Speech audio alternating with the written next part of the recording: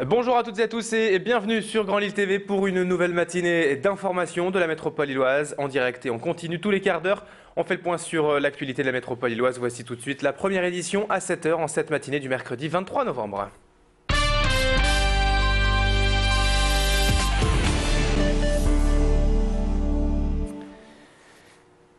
Avec du football pour commencer tout d'abord et la victoire du LOSC hier en Russie face à Moscou en Ligue des Champions. Condamnés à gagner leurs deux derniers matchs de cette phase de poule, les Lillois ont rempli la première partie du contrat hier en s'imposant logiquement 2-0 face au CSKA Moscou. Thomas Kimerlin a suivi le match pour nous avec les supporters hier dans un bar lillois. Dominateurs tout au long du match, les joueurs nordistes ont tout de même eu du mal à concrétiser leurs occasions. Mais deux buts en un quart d'heure en deuxième mi-temps leur ont ouvert les portes d'un succès essentiel. Il ne reste plus désormais qu'à battre les Turcs de Trabzonspor dans 2 semaines à domicile. Et le LOSC sera qualifié pour les huitièmes de finale de la Ligue des Champions. Hier soir à l'issue du match, les supporters étaient bien sûr satisfaits de cette victoire. 2-0. C'est un bon résultat. Dommage qu'ils aient fait trop de matchs nuls. Au début, on a eu du mal, mais après, quand on commence à prendre le ballon, derrière, il n'y avait plus rien. C'est très bien. Et au moins, on a une sacrée équipe. Et puis, messieurs, méfiez-vous, on est là encore. On savait juste qu'ils étaient capables de le faire, ils l'ont fait. Et la finale, ce sera le 6 décembre contre les Turcs. Yeddan Lillois! Allez là! Rendez-vous donc le mercredi 6 décembre au Stadium Nord de Villeneuve-d'Ascq pour ce match décisif de Ligue des Champions face à Trabzonspor. À la une de l'actualité, on revient maintenant sur cet accident de la circulation hier sur la Grand Place de Lille. Entre une voiture et un piéton, une femme qui traversait en fait à l'entrée de la zone de rencontre rue Nationale. Elle a été renversée par une voiture qui roulait semble-t-il un peu trop vite au vu des deux poteaux pliés sous le choc. Depuis les travaux l'été dernier, la Grand Place attire de nombreuses polémiques quant à la sécurité sur place. Désormais, les piétons peuvent traverser la route à n'importe quel endroit. Ils sont toujours prioritaires sur les voitures, réduites elles à 20 km/h. Mais sans signalisation évidente ni protection pour les piétons, de nombreuses associations dénoncent depuis plusieurs mois cet aménagement. Hier, la victime de cet accident a été transportée à l'hôpital et souffre d'un traumatisme crânien, mais ses jours ne sont pas en danger. Nous avons contacté la mairie hier, mais sans réussite. Les responsables municipaux ne souhaitent pas s'exprimer, pour l'instant en tout cas par manque d'éléments. Notre reporter lui a quand même retrouvé un témoin de l'accident. Je vous propose d'écouter ses explications. On a entendu un gros boom, en fait c'est la voiture qui a tapé dans les poteaux et la personne en fait sa tête a tapé contre le pare-brise. Les conducteurs tout simplement au début sont sortis de la voiture très choqués et l'une des deux personnes saignait un peu du nez et en fait oui, après la police est intervenue, ils ont pris les dépositions de chacun, les personnes ont ressorti leurs affaires de la voiture vu qu'elle a été emmenée par la dépanneuse tout simplement.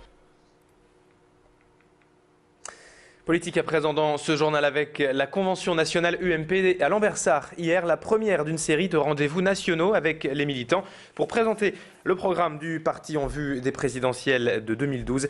Marc-Philippe Daubresse, le député maire de Lambersart, a donc accueilli certains ténors de l'UMP hier dans sa ville pour une soirée dédiée au courage politique devant près de 700 personnes. Le secrétaire général de l'UMP, Jean-François Copé, avait fait le déplacement, de même que Nathalie Kosciusko-Morizet, Bruno Le Maire et Éric Woerth. Parmi les dossiers chauds, les 35 heures et la TVA sociale ont été abordés, mais avec prudence pour l'instant et sans réellement annoncer la teneur de ces mesures. Mecha Grunessen et Emmanuel Michel étaient à Lambersart hier pour Grand Lille TV. Ils ont recueilli les explications de Jean-François Copé. Nous prenons acte qu'on va rentrer dans un quinquennat qui sera celui de la règle d'or budgétaire, qui sera celui par lequel on va changer le modèle de croissance. Là où on pouvait le faire encore avec plus de dépenses publiques, on voit bien que ce sera désormais avec moins de déficit, moins de dettes. Et donc la nouvelle énergie, le nouveau carburant, ce sera nous, les Françaises et les Français, qui, par le travail accompli, permettra de relocaliser, de réindustrialiser la France. C'est ça notre priorité. Santé à présent dans ce journal, une journée de dépistage des cancers était organisée hier à Roubaix car aujourd'hui encore, les différents types de cancers tuent des milliers de personnes chaque année en France. La journée était ainsi découpée en deux temps. Hier, la matinée à destination des professionnels et l'après-midi pour le grand public. De nombreux acteurs de la lutte contre la maladie et du dépistage étaient présents, ainsi que des humoristes pour dédramatiser le cancer colorectal et son dépistage. Le fameux côlon géant était également présent pour présenter de manière ludique les symptômes du cancer. Pour le cancer du sein et du côlon rectal, le dépistage est gratuit tous les 2 ans pour les personnes âgées de 50 à 74 ans. Mais la région est toujours à la traîne par rapport au plan national quant à ces dépistages. Explication complémentaire avec Emmanuel Puste de la CPAM. plus un cancer est détecté tôt, mieux il se soigne et moins les conséquences sur la vie future seront importantes. Donc où se faire dépister, il faut contacter la DCN. C'est une association départementale qui se charge d'envoyer les invitations.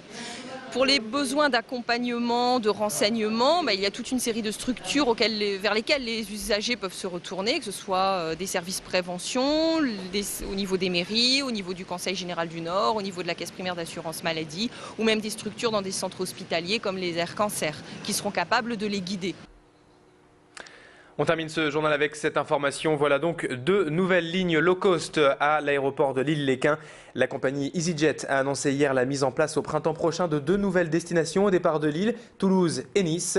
Première compagnie en Europe et deuxième en France, EasyJet reliera donc la Haute-Côte d'Azur et la Haute-Garonne dès mars 2012 et se positionnera clairement en concurrent direct des 2 autres compagnies low cost présentes à Lille, Ryanair et Vueling.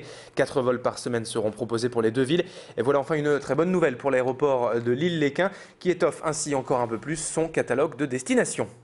7h06, c'est la fin de cette édition sur Grand Lille TV. Merci à toutes et à tous de l'avoir suivi. Restez bien avec nous dans un instant. La météo et l'infotrafic. Bon réveil, bonne matinée à vous.